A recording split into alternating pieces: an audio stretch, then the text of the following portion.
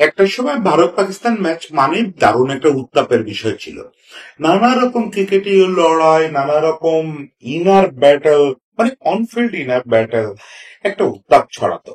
Series শুরুর আগে, match শুরুর আগে কে কার সঙ্গে লড়াই করবে, কাকে কে বিট করবে, এগুলা নিয়ে বিরাট তর্কাতর্কি হতো। সেই দিন তো বহু আগে বাসি হয়ে গেছে। বহু আগে বলা যায় 2007-8 থেকে সেই দিন আর নেই। দুই দলের পারস্পরিক সিরিজই তো এখন আর হয় না। এক দেশ আরেক দেশে খেলতে যায় না। এখন দেখা হয় আইসিসি ইভেন্টে, এসিসি ইভেন্টে। এবং লাভালাভের জন্য দুই দল পরস্পরের এসব ইভেন্টে যতবার পারা যায়, যত বেশি পারা যায় মুখোমুখি হয়। কিন্তু জিনিসটা একটা নোংরামি হতে যাচ্ছে। যত দিন গড়াচ্ছে তত জিনিসটা নোংরামির দিকে যাচ্ছে। মানে ম্যাচের আগে পরে ক্রিকেট আর কোনো আলোচনায় নাই। ক্রিকেট একদম সরে গেছে। ম্যাচটা কোন ক্রমে খেলা হয়, 20 ওভারের হলে 20 ওভারের, 50 ওভারের হলে 50 ওভারের। ম্যাচটা কোন ক্রমে খেলা হয়, আগে পরে শুধু গালিগালাজ, নোংরামি এসব চলে। এবারে এশিয়া কাপে এই জিনিসটা একটা চূড়ান্ত আকার ধারণ করলো। এবং যে একটা উদাহরণ ইন্ডিয়া দল তৈরি করলো এবার এশিয়া কাপে, সেটা একটা চরম স্ববিরোধিতা, মানে হিপোক্রেসি বললেও কম বলা হয় মনে হয়। ডাবল স্ট্যান্ডার্ড একটা অ্যাটিটিউড করলো। অ্যাটিটিউড করে আলটিমেটলি যে জিনিসটা করলো সেটা হচ্ছে ক্রিকেটকে একেবারে নোংরামির একেবারে গর্তে ঢুকায় দিল। আমরা জানি যে এগুলোর পিছনে জিও পলিটিক্যাল বিভিন্ন ব্যাপার, দুই দেশের সীমান্ত সম্পর্ক, এগুলো প্রভাব ফেলে। কিন্তু সেই ব্যাপারটা এই পর্যায়ে নেমে আসবে এটা বোধহয় আমরা কেউ কখনো কল্পনা করি নাই। যে একদল আরেক দলের সঙ্গে হাত মিলাবে না। একদল আরেক দল বললে অবশ্য দু দলকে সমাদর্শী করা হয়ে যায়। ইন্ডিয়া যেভাবে হাত মেলাতে অস্বীকৃতি জানালো, এই ব্যাপারটা পুরো নোংরামি হলো। ব্যাপারটার আফটার ইফেক্ট কি হতে যাচ্ছে, বা কেনই এই পর্যায়ে নামলো বিষয়টা, এটা নিয়ে আজকে একটু ছোট্ট করে আলোচনা করি। দেখেন, আগেও মনে হয় আমি একাধিক কন্টেন্টে এই কথাটা বলছি যে আমরা যখন ক্রিকেট নিয়ে বেড়ে উঠতেছি সেই সময়টায় বা তার আগের দশকগুলোতেও ভারত পাকিস্তান ম্যাচ, বিশেষ করে ভারত পাকিস্তান টেস্ট সিরিজ, এটা রোমান্টিসিজমের একটা চূড়ান্ত ছিল। অবশ্যই সেখানে সবচেয়ে বড় ছিল হচ্ছে মাঠের লড়াইটা।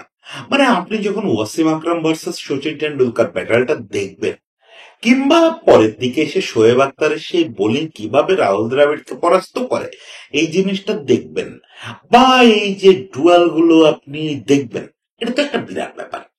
বা আপনি ইমরান খানের সঙ্গে সুনীল গাভাস্কারের লড়াইটা দেখবেন, কি মজার মজার ব্যাপার না? এগুলোর পাশাপাশি এটা একটা ক্রিকেটীয় কালচার ছিল। মানে ইন্ডিয়া বছরে একবার পাকিস্তান যাবে, পাকিস্তান বছরে একবার ইন্ডিয়াতে আসবে, একটা ক্রিকেটিং কালচার। খেলাধুলা কি আসলে? খেলাধুলা তো যেখানে শত্রুতা আছে সেই শত্রুতাটাকেও পারলে মুছে দিয়ে বন্ধুত্বতে পরিণত করবে। খেলাধুলার ভূমিকা তো তাই। সারা পৃথিবীতে তো তাই করে খেলাধুলা। যে জায়গায় সামান্য শত্রুতা আছে বা তীব্র শত্রুতা আছে, মুখ দেখা দেখি বন্ধ, সেখানেও খেলাধুলা একটু হাসি ফোটায় মুখে। আপনাদের পিং পং পলিটিক্স এর কথা মনে আছে? চীন আমেরিকা দীর্ঘকাল পরে সংলাপ শুরু হলো শুধু ওই টেনিস খেলাকে কেন্দ্র করে, টেবিল টেনিস খেলাকে কেন্দ্র করে। এরকম ঘটনা তো পৃথিবীতে কম না, যেখানে সব আড়ষ্টতা ভেঙে দিছে স্পোর্টস। ফলে দু দলের সীমান্তে যে টেনশন, এটা কি আজকে তৈরি হয়েছে? এটা 47-এ দুই দেশ যখন আলাদা আলাদা ভাবে স্বাধীন হলো তখন থেকে টেনশনটা আছে। ওই কাশ্মীর নিয়েই সবচেয়ে বেশি টেনশন। তারপরেও দুই দলের রোমান্টিসিজমে কখনো এটা পাতা হয়ে দাঁড়ায় নাই। বিশেষত এক দেশের খেলোয়াড় আর এক দেশে যখন জিতেন, গিয়ে ধরেন ইমরান খান সুনীল গাভাস্কারের বাড়িতে উঠতেছেন, পার্টি হচ্ছে, পরস্পরের সঙ্গে ঘুরে বেড়াচ্ছেন, ইমরান খানের সঙ্গে বলিউডি নায়িকাদের নানা রকম গসিপ শোনা যাচ্ছে, এগুলো তো চলতোই। এছাড়া দারুণ খুনসুটি, দারুণ মজার মজার সব ব্যাপার, এই ছোট ছোট অপ্রীতি ম্যাচ টাইপের ব্যাপার। ধরেন ওইরকম একটা প্রীতি ম্যাচে সচিন টেন্ডুলকার আব্দুল কাদেরকে ছক্কা মেরে দিলেন, সেটা নিয়ে আব্দুল কাদের কিভাবে ভেঙে পড়লেন যে না একটা বাচ্চা আমার ধরে ফেলছে, গুগলি ধরে ফেলছে। কত সুন্দর সুন্দর ব্যাপার করতো। সেই ব্যাপারগুলো শেষ দিকে এসে অনেক আড়ষ্ট হয়েছিল, এটা সত্যি। শেষ দিকে বলতে আমি বলতে চাচ্ছি যখন সফর বিনিময়টা বন্ধ হলো তার আগে আগে। তারপরও শেষ সফরগুলোতেও কি সব মহাকাব্যিক ঘটনা ঘটছে। ওই যে বললাম শোয়েব আক্তারের সেই দুটো বল ইডেন গার্ডেনে, যে রাহুল দ্রাবিড়ের মতো ব্যাটসম্যানের সেই স্টাম্প উপড়ায় দিল, গতি টের পাইলেন না রাহুল দ্রাবিড়। কি অসাধারণ ব্যাপার। আবার বীরেন্দ্র সেহবাগ গেলেন পাকিস্তান সফরে, গিয়ে কি দুর্দান্ত ট্রিপল সেঞ্চুরি করে আসলেন, কি দুর্দান্ত ট্রিপল সেঞ্চুরি। কিংবা সে পাকিস্তানেই ধরেন রাহুল দ্রাবিড় সচিন টেন্ডুলকারকে 194 রেখে ডিক্লেয়ার করে দিলেন। এবং তখনও পর্যন্ত কিন্তু দুই দেশের খেলোয়াড়দের ভিতরে পলিটিশিয়ানরা পরস্পরের সঙ্গে ফাইট করতেছে, তারপরে নোংরা কথা পলিটিশিয়ানরা বলতেছে, কিন্তু খেলোয়াড়দের ভেতরে সম্পর্কটা কখনো তিক্ততায় পরিণত হয় নাই, মানে মুখ দেখা দেখি বন্ধ হয় নাই। ইভেন সাবেক ক্রিকেটাররা কখনো যোগ করতেছে, কখনো পাশাপাশি বসে মজা করতেছে, আবার কখনো পরস্পরের সঙ্গে ব্যান্টারিং করতেছে। Still they had good relation. কিন্তু যেটা হলো দুই দেশের সিরিজ বন্ধ হয়ে গেল ওই সীমান্ত উত্তেজনার কারণে। মূলত এটা হচ্ছে ওই যে মুম্বাই অ্যাটাকটা হলো, তারপর থেকে তো সিরিজই বন্ধ হয়ে গেল। ওকে ফাইন, তারপরে সিরিজটা বন্ধ হওয়াটা আমাদের জন্য, আমরা যারা নিউট্রালি খেলা দেখি, না ভারতের প্রতি আমাদের ওই কোনো ইয়ে আছে, বিশেষ প্রীতি আছে, না পাকিস্তানের প্রতি, আবার দু দলের ক্রিকেটের প্রতি দারুণ প্রেম আছে। আমাদের জন্য খুব দুঃখজনক হলো যে দু দলের টেস্টটা তো দেখতে পাই না।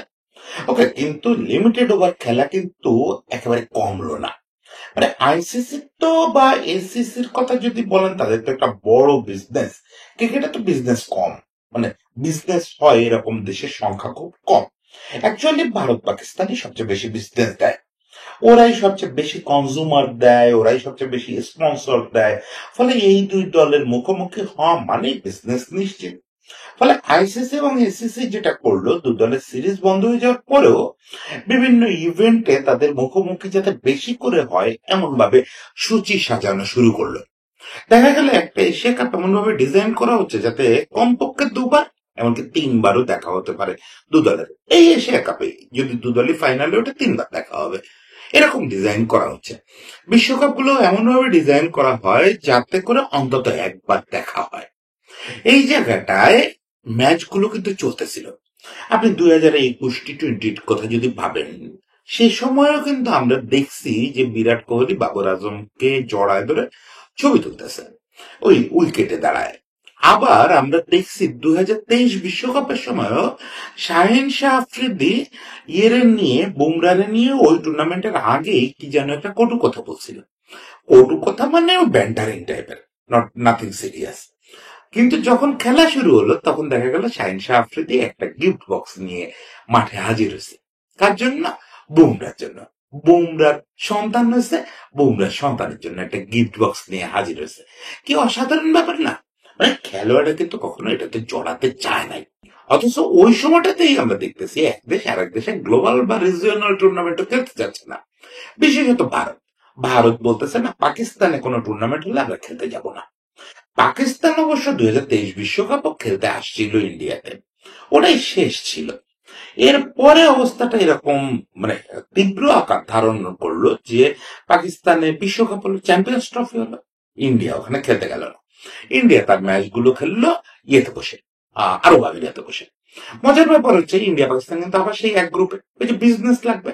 ফলে পাকিস্তান নিজের দেশ থেকে উড়ে এসে আরব আমিরাতে বসে এর সঙ্গে খেলে গেল, ইন্ডিয়ার সঙ্গে খেলে গেল। ওকে, তখনও রিলেশনটা এত খারাপ হয় নাই। পাকিস্তান তো এর পাল্টাটা নেবে যে যেহেতু তোমরা আমার এখানে চ্যাম্পিয়ন্স ট্রফি খেলতে আসলে না, পাকিস্তান সিদ্ধান্ত নিল তারাও ইন্ডিয়াতে আর কোনো গ্লোবাল বা রিজিওনাল টুর্নামেন্ট খেলবে না। ফলে এবারে এশিয়া কাপটার মূল হোস্ট তো ছিল ইন্ডিয়া, এটাকে আবার পাঠায় দেওয়া হলো আরব আমিরাতে। আগামীতেও কিছু টুর্নামেন্ট এরকম হাইব্রিড মডেলে হবে। সবকিছুই আমরা দর্শক হিসেবে সবই মেনে নিতে বাধ্য, মানে আমাদের তো কিছু করার নাই বলা ছাড়া। ওই আপনারা আমরা চার দোকানে বলি বা আমি এই ক্যামেরার সামনে বক বক করি, এটুকুই আমাদের দৌড়। তারপরও আমরা দেখতেছিলাম যে ওকে, খেলাটা তো হচ্ছে, তার চেয়েও বড় কথা খেলোয়াড়রা তো এসবের মধ্যে জড়াচ্ছে না। বুমরা, শাহিন শাহ আফ্রিদি পরস্পরের শুভেচ্ছা বিনিময় করতেছে, উপহার বিনিময় করতেছে।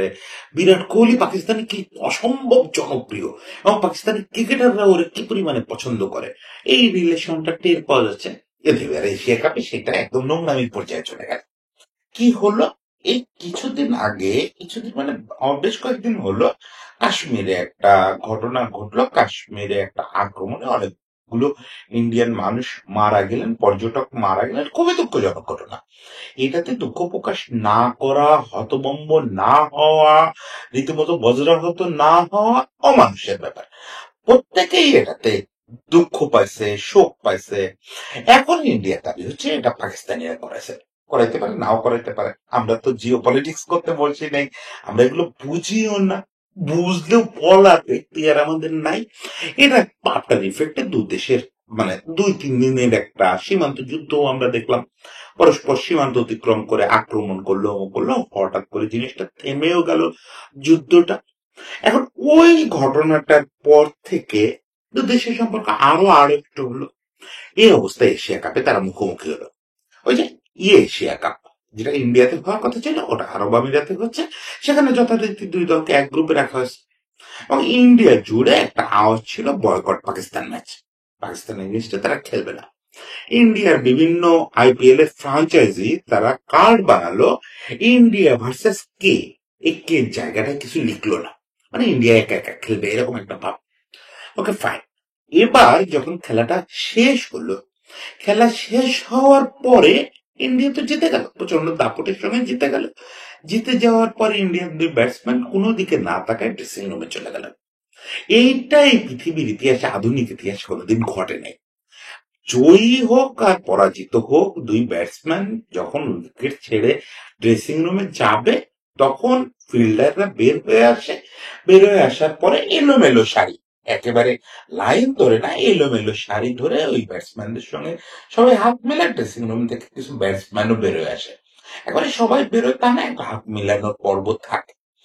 এইটা ফিফা যেমন ওই যে বাচ্চাদের নিয়ে, খেলোয়াড়দের সঙ্গে বাচ্চা দিয়ে মাঠে নামায় ফেয়ার প্লে বোঝাতে, ক্রিকেটের ফেয়ার প্লে বোঝার এটা একটা বড় জায়গা। হ্যাঁ, আইনি কোনো বাধ্যবাধকতা নেই যে হাত মিলাতে হবে, কিন্তু এটা ক্রিকেটের মানে যে এখন সব শেষ হয়ে গেছে তারপরেও টিকে থাকা শেষ সৌজন্যতা বোধ। ক্রিকেটের সৌজন্যতা বোধ দিনকে দিন লোপ পাচ্ছে। ক্রিকেট তো সেই ক্রিকেট নাই। ক্রিকেটে সৌজন্যতা বোধ অনেক কমে গেছে, ভদ্রতা অনেক শেষ হয়ে গেছে। সেটা শুধু ইন্ডিয়া পাকিস্তানের কথা বলতেছে না, কোথাওই আর ভদ্রতার সেই আগের দিন নাই। তারপর তারপরে হাত মেলানোর এই যে পর্বটা ম্যাচ শেষে, যখন দু দলের খেলোয়াড়রা হাত মেলায়, একজন আরেকজনের একটু কাঁধ চাপড়ায় দেয়, বা হাত মেলানোর মধ্যে একটু মুখোমুখি দাঁড়ায়, একটু স্মৃতিচারণা করে, দুটো হাসি মুখে কথা বলে, একজন আরেকজনের পেটে ঘুষি মারে, এই দৃশ্যগুলো আমাদের বলে দেয় যে না, এখনো খেলাধুলাটা আছে পৃথিবীতে। মানে এই অর্থে আছে যে খেলাধুলা শান্তির প্রতীক হয়ে আছে। কিন্তু ইন্ডিয়ানরা সেটা মানলো না। ইন্ডিয়ানরা শান্তির এই প্রতীকটাকে মানলো না, বরং সূর্যা কুমার যাদব প্রেস কনফারেন্সে বললেন যে কখনো কখনো বাস্তবতা স্পোর্টসম্যানশিপের চেয়ে বড় হয়। এখন কথা হচ্ছে যে আমি একটু সূর্যা কুমার যাদবকেই প্রশ্ন করতে চাই, পলিটিশিয়ানদের নিয়ে, আর্মি পার্সোনালদের নিয়ে, দু দেশের যুদ্ধবাজদের নিয়ে আমরা তো কথা বলতে আসিনি। আমরা কথা বলতে আসি ক্রিকেটারদের ব্যাপারে। যে আজকে সূর্যা কুমার আপনি যে কথাটা বললেন, যদি এটাই আপনার রেসপন্স হয়, আপনি খেলতে নামলেন কেন? আপনি যদি মনে করেন যে পহলগ্রাম কাণ্ডের সঙ্গে পাকিস্তান আসলেই জড়িত এবং এরপরে যে যুদ্ধটা হয়েছে এটা ন্যায্য যুদ্ধই ছিল, কোনো ফয়সালা হয় না এই যুদ্ধে, কিন্তু ন্যায্য যুদ্ধই ছিল, আপনারা পাকিস্তানের সঙ্গে যে যুদ্ধটা করছেন ওটা করা উচিত ছিল। তাহলে তো আপনাদের আসলে যদি আপনারা মনে করেন যে এই জিনিসটা, এই যে দেশের রাজনৈতিক সম্পর্ক বা মানুষ হত্যা, যুদ্ধ, এই ব্যাপারগুলো যদি খেলার চেয়ে স্পোর্টসম্যানশিপের চেয়ে বড় হয়, তাহলে আপনারা কোন লজ্জায় পাকিস্তানের মুখোমুখি হলেন? কেন আপনারা বয়কট পাকিস্তান স্লোগানে সম্মতি দিয়ে ওই ম্যাচটা বয়কট করলেন না, ওয়াক ওভার দিয়ে দিলেন না পাকিস্তানকে? আপনারা মাঠেই নামতেন না? তাহলে বুঝতাম যে আপনারা দ্বিচারিতা করেন নাই, আপনারা হিপোক্রেসি করেন নাই, আপনারা ডাবল স্ট্যান্ডার্ড করেন নাই। আমি আরেকটু ডাবল স্ট্যান্ডার্ডের কথা বলি। এই সূর্যা কুমার যাদবের কিছু ছবি এখন ফেসবুকে ঘুরে বেড়াচ্ছে যে ম্যাচের আগের দিন দু দল তো একই হোটেলে আছে কিনা আই এম নট শিওর, আমি তো আরব আমিরাতে না এই সময়, ফলে বলতে পারতেছি না। কিন্তু সূর্যা কুমার যাদব নাকভি সাহেবের সঙ্গে, যিনি পাকিস্তানের স্বরাষ্ট্রমন্ত্রী কাম প্রেসিডেন্ট, নাকভি সাহেবের সঙ্গে কথা বলতেছেন, হাত মেলাচ্ছেন, এরকম ছবি ফেসবুকে ঘুরতেছে। ইভেন সূর্যা কুমার যাদব আর পাকিস্তানের একটা খেলোয়াড় মুখোমুখি দ্বারা কথা বলতেছে, সূর্যা কুমার যাদব তার কাঁধে হাত দেয়, এরকম ছবিও পাওয়া যাচ্ছে। মানে হোটেল অভ্যন্তরে এই ছবি তো বাইরে আসার কথা না। কে বা কারা তুলে ফেলছে, দুষ্ট লোকের তো অভাব নেই আজকাল, সবার হাতে স্মার্টফোন। ফলে দুষ্ট লোকেরা এগুলো তুলে এখন ফেসবুকে দিয়ে দিচ্ছে যে আপনারা হোটেলের নিচে দাঁড়ায় হাত মেলাতে পারেন। নাকভি সাহেব, যিনি স্বরাষ্ট্রমন্ত্রী, আপনি যদি পেহেলগ্রাম কাণ্ডের জন্য সত্যি পাকিস্তানকে দায়ী করেন, দায়ী করার সুযোগ আছে কিনা আমি জানি না, এটা একদমই আমার ব্যাপার না। সত্যি যদি দায়ী হয় পাকিস্তান, তাহলে সেখানে তো সবচেয়ে দায়ী লোকদের একজন হচ্ছে পাকিস্তানের স্বরাষ্ট্রমন্ত্রী, মানে পৃথিবীর প্রধান নাকভি সাহেব। আপনি নাকভি সাহেবের সঙ্গে হাত মেলালেন, অথচ ম্যাচ শেষে নিরপরাধ এবং এই ঘটনার সঙ্গে কোনো সম্পর্ক নাই এই ক্রিকেটারদের সঙ্গে আপনি হাত মেলালেন না। এর চেয়ে বড় হিপোক্রেসি, এর চেয়ে বড় ডাবল স্ট্যান্ডার্ড এই দিন দুনিয়ায় হয়? যদি আপনি নাকভি সাহেবের সঙ্গে আগের দিন হাত নাও মেলাতেন, তাও আমি বলতাম এটা ডাবল স্ট্যান্ডার্ড। কারণ আমি রশিদ লতিফের একটা কথা নিতে চাই, যদিও আমি ব্যক্তি হিসেবে রশিদ লতিফকে একদমই পছন্দ করি না, উনি নিজেও আমাদের সঙ্গেই যথেষ্ট হিপোক্রেসি করছেন, স্টিল ওনার এই কথাটা আমার খুব ভালো লাগছে যে তোমরা যে যুক্তিগুলো দিচ্ছ হাত না মেলানোর, আমি প্রত্যেকটাই মনে করি খুব যুক্তিসম্মত। বিশেষ করে পেহেলগ্রাম হত্যাকাণ্ড নিয়ে তোমাদের যে দুঃখ এবং তোমাদের যে ক্ষোভ, এটা যুক্তিসম্মত। তাহলে তোমরা খেললে কেন? তাহলে তোমরা পাকিস্তানের মুখোমুখি হলে কেন? আগে যুদ্ধ তো শুরু করছিলে তোমরা, যুদ্ধটা শেষ করে তারপরে করতে, যুদ্ধ বন্ধ করলে কেন? যুদ্ধটা দিয়ে ফয়সালা করতে বিষয়টা, যুদ্ধ বন্ধ করে খেলতে আসলে কেন মাঠে? এই আজকে যদি ভারত পাকিস্তান দু দল ফাইনালে ওঠে, ফাইনালে ইন্ডিয়া ওয়াক ওভার দেবে, বা এই এশিয়া কাপের কথা ভুলে যান, দুদিন পরে গ্লোবাল টুর্নামেন্ট হবে না, আইসিসি টুর্নামেন্ট, এই আইসিসি টি-20 ওয়ার্ল্ড কাপ আগামী বছর, সেখানে কি পাকিস্তানের বিপক্ষে ম্যাচটা ইন্ডিয়া খেলবে না? কোন লজ্জায় খেলবে? কোন মুখে খেলবে? আপনি যার এগেনস্টে মাঠে খেলতেছেন, খেলার মতো একটা পবিত্র কাজ করতেছেন, বন্ধুত্বপূর্ণ একটা কাজ করতেছেন, যার এগেনস্টে 20 ওভার ধরে বা 50 ওভার ধরে বা সারাদিন ধরে আপনি করতেছেন, করার পরে আপনি শুধু নাটকটা করতেছেন হাত মিলাবো না। এই নাটকের তাহলে অর্থ কি থাকে? আপনি বলতেছেন হাত মিলাবো না কেন? আমি শহীদদের প্রতি সম্মান দেখানোর জন্য। আপনি যদি সত্যিই শহীদদের প্রতি সম্মান দেখাতে চান এবং আপনি যদি মনে করেন যে এই শহীদদের শহীদ হওয়ার পেছনে পাকিস্তানের ভূমিকা আছে, আপনি কোন লজ্জায় একই টুর্নামেন্টে অংশ নেন? শুধু বিজনেস। আজকে ভারত পাকিস্তান ম্যাচের টিকিটও বিক্রি হয় না, মানুষ আগ্রহ হারায় ফেলছে। আপনাদের কি ধারণা যে ভারতীয় এবং পাকিস্তানি যত মানুষ সবাই এই নাটকের অংশ? না, না রে ভাই, আপনারা একটা পপুলার বাবলের মধ্যে আছেন। আমি ক্রিকেটারদের বলতেছি, একটা পপুলার বাবলের মধ্যে ঢুকে গেছেন, যে বাবল কখনো সচিন টেন্ডুলকার, ওয়াসিম আকরামদের ক্রাশ করতে পারে নাই। ওই সময় বাজে রাজনীতিবিদরা ছিল, ওই সময়ও সীমান্ত সংঘর্ষ ছিল, কিন্তু তারা কখনো এদের কাছে সারেন্ডার করে নাই। তারা বলছে সিরিজ বন্ধ করে দিচ্ছেন, আমাদের জোর করে খেলতে যাওয়ার পরে সুযোগ নেই, কিন্তু যখন খেলবো মনে প্রাণে খেলবো, মাঠে বন্ধুত্ব ওই করে আসবো, মাঠ থেকে উঠে আসবো বন্ধুত্ব নিয়েই উঠে আসবো, আমাদের পারস্পরিক সম্পর্ক ঠিক থাকবে। কেন সচিন টেন্ডুলকার হানিফ মোহাম্মদকে দেখতে, অসুস্থ হানিফ মোহাম্মদকে দেখতে পাকিস্তান চলে যান নাই? আবার হানিফ মোহাম্মদ তার জীবনের প্রায় সর্বস্ব উৎসর্গ করে দেওয়ার মতো করে সচিন টেন্ডুলকারকে ভালোবাসেন নাই?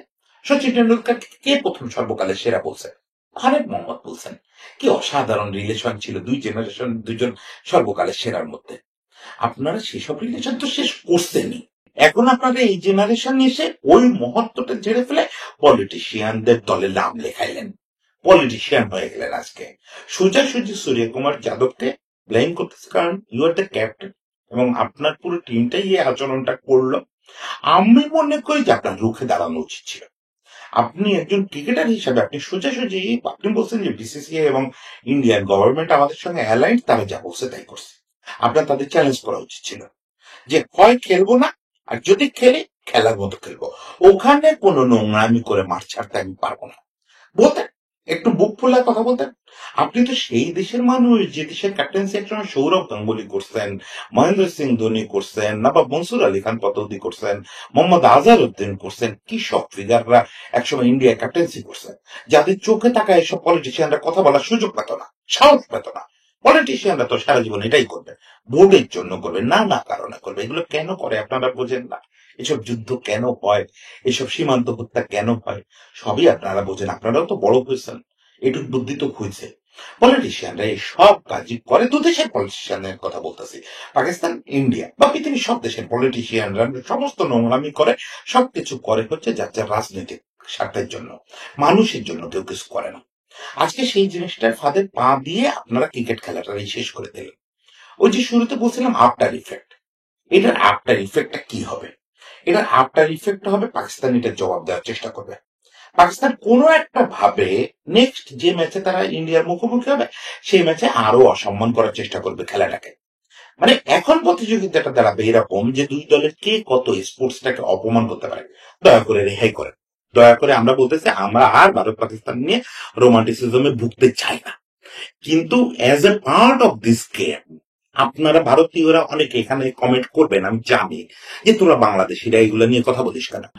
ব্যাপার হচ্ছে আপনারা এখানে কমেন্ট করবেন যে তোমাদেরকে আমরা ভারতীয় আর পাকিস্তানিরা মিলে নোংরামি করব, তোমাদেরকে না। আমাদের অবশ্যই এখানে বলার আছে, এসিসি ইভেন্ট আমাদেরও, আইসিসি ইভেন্ট আমাদেরও, ক্রিকেট আমাদেরও। আপনাদের যদি নোংরামি করতে হয় যার যার বাসায় যান, বাসায় গিয়ে নোংরামি করেন।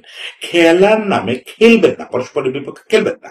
রশিদ লতিফের ওই কথাটা মেনে নেন যে আপনারা শুধু যুদ্ধই করেন, যান ওটা আপনারা বুঝে খান। আমরা যুদ্ধেও নাক গলাতে যাব না, আপনাদের সীমান্ত সম্পর্কেও নাক গলাতে যাব না, আমরা কোনো উপদেশও দেবো না, পরামর্শও দেবো না। কিন্তু আমাদের কোনো স্টেক আছে এমন কোন জায়গায় এসে আপনারা এই নোংরামিটা দয়া করে করেন না। আপনারা ক্রিকেটারের রেহাই দেন, দয়া করে ক্রিকেটারের রেহাই দেন, দয়া করে ক্রিকেটারের রেহাই দেন। এইভাবে চলতে পারে না। একটা খেলা, পৃথিবীর সবচেয়ে ভদ্রতার খেলা যে খেলাটারে বলা হতো, সবচেয়ে শান্তি বয়ে আনা খেলা যে খেলাটারে বলা হতো, সবচেয়ে দুঃখ লাগে এইটা বলতে যে যে দুটো দেশ যে খেলাটাকে সবচেয়ে সুন্দর এবং শান্তির বলে ছড়ায় দিছে একটা সময় সারা পৃথিবীতে, হোক ইংল্যান্ড ক্রিকেট আবিষ্কার করছে, হোক অস্ট্রেলিয়া ক্রিকেটে সবচেয়ে মাস্টারি করছে, কিন্তু এই দুটো দেশ ক্রিকেট খেলাতে সবচেয়ে রোমান্টিক করছে। সেই দুটো দেশের খেলোয়াড়রা, সেই দুটো দেশের একটা দেশের খেলোয়াড়রা আজকে এই নোংরামিটাকে এই পর্যায়ে নামালো। এর চেয়ে দুঃখজনক দিন ক্রিকেটের জন্য আর হয় না। আমি তো মনে করি গতকালকে আসলে আপনারা ক্রিকেটের কবর দেওয়ার চেষ্টা করছেন। কবর এত সহজে দিতে পারবেন না, বাকি পৃথিবী তো রয়েই গেল। শুধু বাকি পৃথিবীর কথা বলি কেন, ওই ইন্ডিয়ার যে 150 কোটি মানুষের ভিতরে আপনার ওই যেটা আগেই বলতেছিলাম সবাই এই বাবলে বসবাস করে না। ইন্ডিয়াতেই জরিপ করে দেখেন, কোটি কোটি মানুষ বিশ্বাস করে যে এসব নোংরামির কোনো জায়গা নাই, ক্রিকেটে এইসব নোংরামির কোনো জায়গা নাই। ইন্ডিয়াতেই জরিপ করে দেখেন। ইন্ডিয়া পাকিস্তানের মিলিত যে ক্রিকেট ভক্তরা তারাও আপনাদের ঘৃণা করা শুরু করবে। এটা হবে সবচেয়ে আইরনি। আজকে হয়তো আবেগের জোয়ারে তারা আপনাদের এই কাণ্ড কারখানা সমর্থন করবে, আপনাদের হয়ে বিভিন্ন জায়গায় গালি দিয়ে বেড়াবে। আজ থেকে 10 বছর পরে সবচেয়ে বড় প্রতিরোধটার মুখোমুখি হবেন আপনারা ইন্ডিয়াতেই, সবচেয়ে বড় প্রতিরোধটা মুখোমুখি হবেন আপনারা পাকিস্তানেই। আগেও আপনারা দেখছেন এই দৃশ্য। ইন্ডিয়ার টপ পলিটিশিয়ানরাই বিক্রি চালু করতে চাইছিল আইসিসিতে, সেই ইন্ডিয়ার লোকজনই কিন্তু রুখে দাঁড়াইছে। ইন্ডিয়ার লোকজনই রাস্তায় নামছে, ডকুমেন্টারি বানাইছে, বিক্ষোভ করছে, সিনেমা হলে ডকুমেন্টারি চালাইছে, চালায় ক্রিকেটের বৈষম্য ঘোচানোর চেষ্টা করছে। শেষ পর্যন্ত একজন ইন্ডিয়ান শশাঙ্ক মনোহর উনি এসে এটা বাতিল করছেন। ফলে আমি মনে করি আমি কখনো কোনো জাতিরে মানে জেনারেলাইজ করে দোষ দিই না। আজকে পলিটিশিয়ানদের পাতানো ফাঁদে সূর্য কুমার যাদবরা যে পা দিলেন, পলিটিশিয়ানরা চিরকালের নোংরা নোংরাই থেকে যাবে, কিন্তু এই কলঙ্ক সারা জীবন সূর্য কুমার যাদবরে তাড়া করে বেড়াবে। কোনো একদিন ইন্ডিয়াতেই আপনাদের গালিগালাজ করা হবে যে তোমরা এরকম একটা নোংরা কাজ করছিলা ক্রিকেটের সঙ্গে। যাই হোক, সেই রকম একটা দিন আসে, আসুক না আসে না আসুক, সবসময় বললি অপেক্ষায় থাকলাম, এটা বলে শেষ করি। এইটার অপেক্ষায় আমি থাকলাম না, এরকম দৃশ্য না আসুক পৃথিবীতে আর, সেই প্রার্থনায় থাকলাম। সবাই ভালো থাকবেন।